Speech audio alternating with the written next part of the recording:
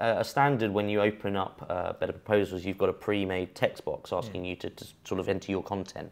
But when you are, which is excellent if you are doing something really quick and you just want to fire out something text-based, black and white, with maybe a header and something very simple. But when you're building something that's more design-based, where you're almost somewhere between a brochure and that sort of approach to things, I found with the system, the best way is to use feature blocks almost for every aspect that there is, because they give a lot of dynamic control to the background color, the font, and providing you don't go crazy and you sort of predefine a certain amount and a certain limit, then that's going to make sure your proposal look pretty good.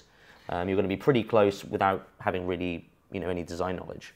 Wicked. So what you're saying is, within reason, pretty much just use feature blocks for more or less everything. Absolutely.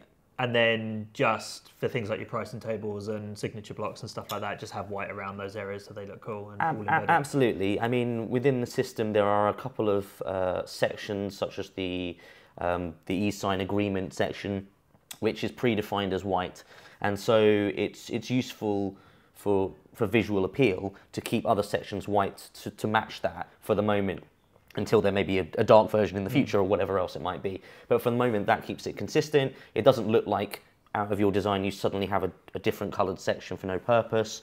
And yeah, it's really easy to do. And it also serves a marketing purpose, because it's advisable to have your terms and conditions or pieces of whether they're essentially agreeing to a contract in straight black and white or black and grey.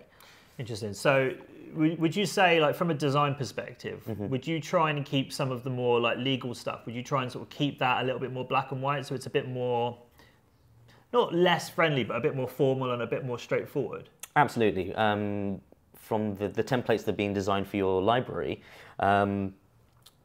almost on all of them, even if they've been a dark theme or a theme that maybe has a bold colour as the majority of the page, for the terms page and the acceptance page, that's almost entirely always left to purely the title block, and then keeping the content either white and black, grey and black, or charcoal, some kind of effect.